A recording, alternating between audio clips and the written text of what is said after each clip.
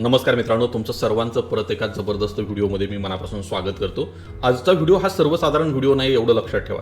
असा master class आहे जो तुमच्या आयुष्याला आणि पैशाकडे बघण्याच्या दृष्टिकोनाला पूर्णपणे 360 डिग्रीमध्ये बदलून टाकेल। मित्रांनो, तुम्ही कधी शांत बसून विचार केलाय का? एकीकडे काही लोक दिवसाचे 14 तास काम करतात, महिन्याचे 30 दिवस राबतात, स्वतःच्या कुटुंबाला देखील वेळ देऊ शकत नाहीत, तरीही महिन्याच्या शेवटी त्यांच्या हातात शिल्लक काही उरत नाही।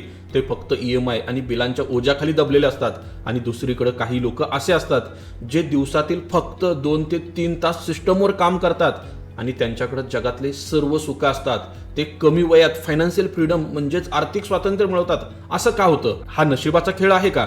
तर अजिबात नाही। हा खेळ आहे माइंडसेटचा। फायनान्शियल एज्युकेटर रॉबर्ट कियोसाकी यांचं एक रिच डॅड पुअर डॅड नावाचं पुस्तक आहे। हे पुस्तक खूप जगप्रसिद्ध झालं आहे।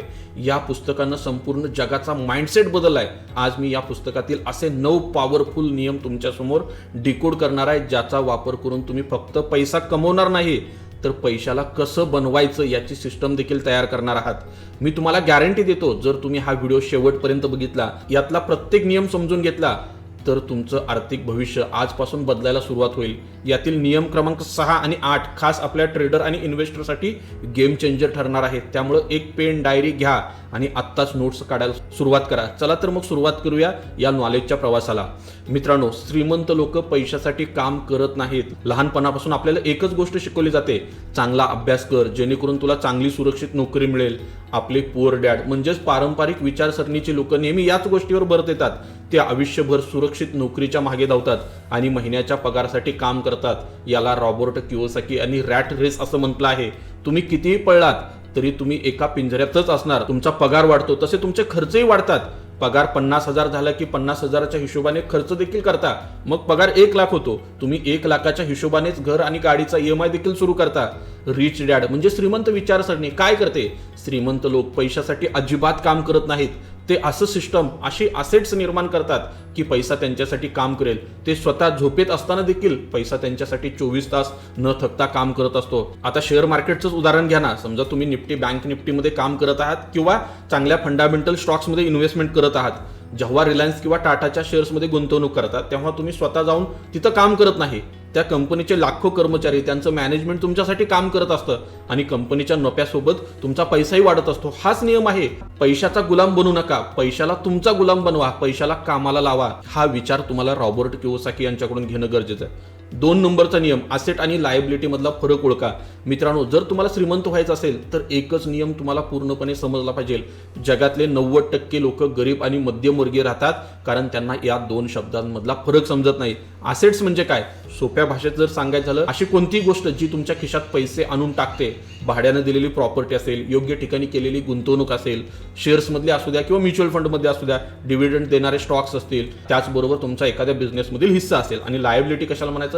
अशी कोणतीही गोष्ट जी तुमच्या खिशातून पैसे बाहेर काढते। उदाहरणार्थ जर घ्यायचं झालं, तुमच्या खिशाला परवडत नसताना देखील घेतलेला 1.5 लाखाचा आयफोन, त्यासाठी घेतलेली 50 लाखाची कार जिचा महिन्याला मोठा EMI जातो, किंवा क्रेडिट कार्डचं फालतूक बिल। आता प्रॅक्टिकल समजून घ्या ना। एक मध्यमवर्गीय माणूस बोनस मिळाला किंवा पगार वाढला की सर्वात आधी जाऊन गाडी फायनान्सवर घेतो।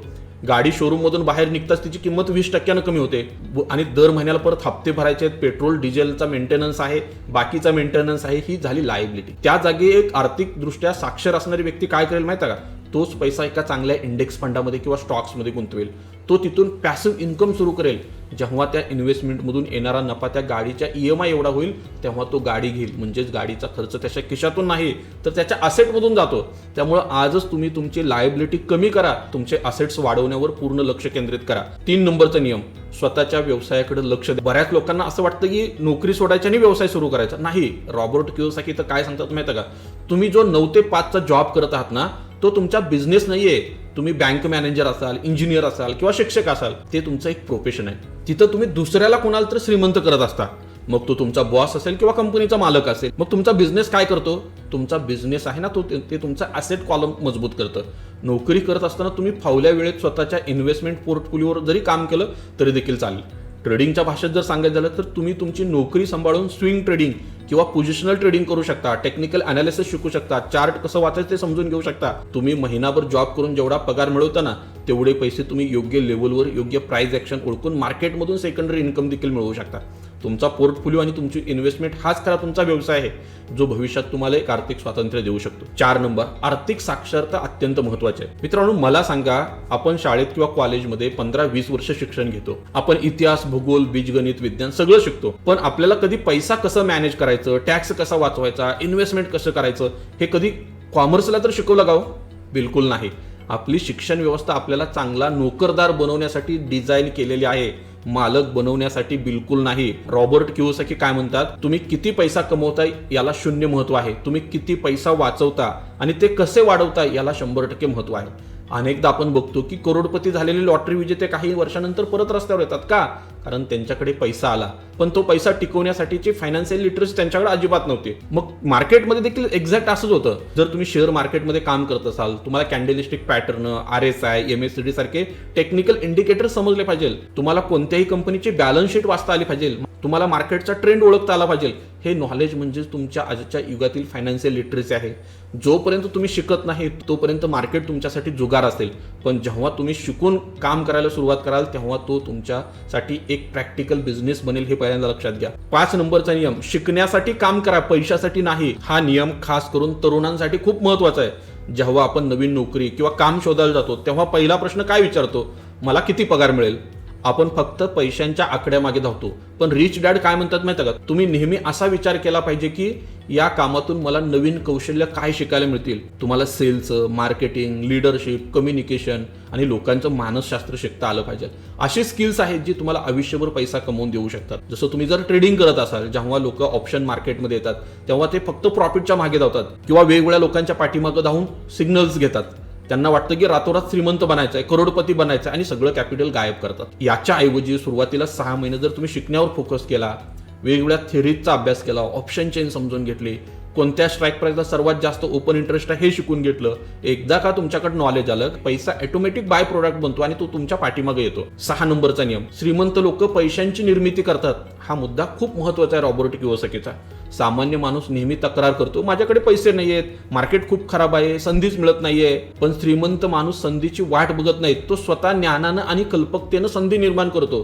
त्याच्याकडे असं फायनान्शियल विजन असतं, जिथं इतरांना प्रॉब्लेम दिसतात तिथं त्यांना प्रॉफिट दिसतो. ते पैशातून पैसा कसा बनवायचा याचा मार्ग तयार करतात, हे पहिल्यांदा लक्षात घ्या. प्रॅक्टिकल जर बघायचं झालं, तुम्हाला माहित आहे मार्केट एका रेंजमध्ये ट्रेड करते, एका ठिकाणी फसलंय, तेव्हा ऑप्शन बायर काय करतो, ऑप्शन बाईंग करतो. पण याच वेळेला हुशार व्यक्ती काय करते माहिती का, आयर्न कॉन्डॉर सारखी स्ट्रॅटेजी वापरते किंवा ऑप्शन सेलिंग करून ते पैसा बनवतो. आता मित्रांनो, आयर्न कॉन्डॉर वगैरे खूप मोठी आणि ॲडव्हान्स स्ट्रॅटेजी आपण परत एका कुठल्या तरी व्हिडिओमध्ये नक्की बघू.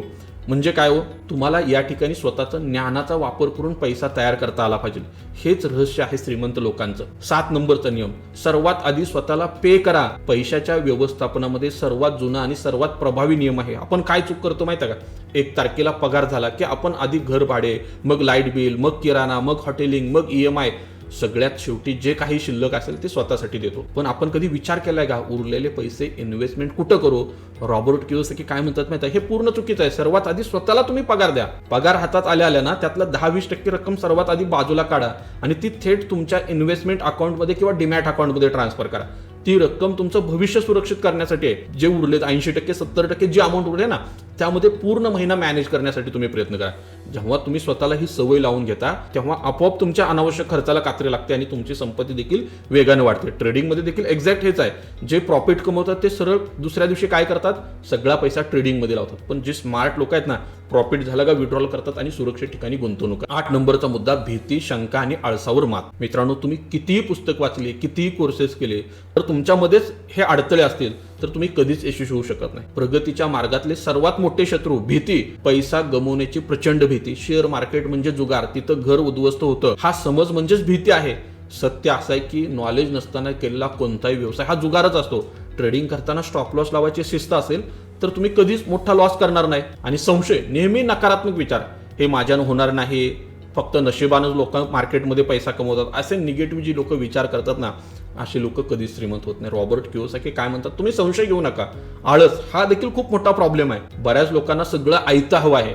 त्यांना दररोज चार्ट बघायला कंटाळ येतो, वीकेंडला रिसर्च करायला बिलकुल आवडत नाही. आळशी माणूस मार्केटमध्ये कधीच पैसा कमवू शकत नाही. आणि 4, अहंकार, मला सगळं येतं, मला कुणाचं काही शिकायची गरज नाही, मला कुठला व्हिडिओ बघायची गरज नाही. मार्केटमध्ये जेव्हा कुणालाही अहंकार येतो तेव्हा मार्केट एका झटक्यात त्याला त्याची जागा दाखवून देतं.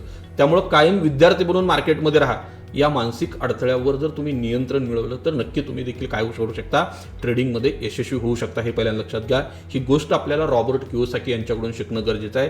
9 नंबरचा नियम आहे योग्य लोकांसोबत संगत. हा अतिशय महत्वाचा नियम आहे, लक्षात ठेवा. तुम्ही ज्या 5 लोकांसोबत सर्वात जास्त वेळ घालवता त्यांची जी सरासरी असते तीच तुमची देखील सरासरी बनते. जर तुमचे 5 मित्र सतत रडत असतील, पैशाच्या तक्रारी करत असतील, फक्त चित्रपट राजकारणावर वेळ वाया घालवत असतील तर 100% 6वे अयशस्वी व्यक्ती तुम्ही असणार आहात.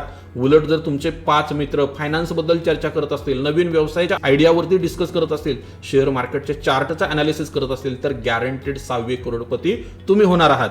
मित्रांनो, रिच डॅड पुअर डॅड हे फक्त एक पुस्तक नाहीये, तो एक आरसा आहे जो आपली आर्थिक परिस्थिती दाखवतो. आपण गरीब जन्माला आलो यात आपला कोणताच दोष नाहीये, पण जर आपण कोणतंही फायनान्शियल एज्युकेशन न घेता आणि कोणतीही ऍक्शन न घेता गरीबच म्हणून मरणार असू तर मित्रांनो तो 100% आपला दोष आहे. तुम्हाला पैशासाठी काम करायचं आहे की पैशाला तुमच्यासाठी कामाला लावायचा आहे, हा निर्णय आज तुम्ही घेणं गरजेचं आहे. असेट बनवायला सुरुवात करा, स्वतःच्या ज्ञानामध्ये गुंतवणूक करा. मित्रांनो, खूप संधी आहेत मार्केटमध्ये, त्या फक्त तुम्हाला शोधता आल्या पाहिजे. मित्रांनो, तुम्हाला या 9 पैकी कोणता नियम सर्वात जास्त आवडला? तुम्ही आजपासून कोणता नियम तुमच्या आयुष्यात लागू करणार? कमेंट्स करून नक्की सांगा. हा, जर तुम्हाला इंडेक्स ट्रेडिंग शिकायचं असेल, ऑप्शन ट्रेडिंग शिकायचं असेल, टेक्निकल अनालिसिस शिकायचं असेल तर ते डिटेलमध्ये आपल्या यूट्यूब चॅनलवरती, त्याचबरोबर प्ले स्टोअरला बाजारबुल ॲप आहे, त्यावर ह्या सर्व गोष्टी तुम्हाला मिळतील. धन्यवाद मित्रांनो. परत एका नवीन व्हिडिओमध्ये लवकरच भेटू. हा व्हिडिओ जास्तीत जास्त शेअर करा. Investments in securities market are subject to market risks. Read all the related documents carefully before investing.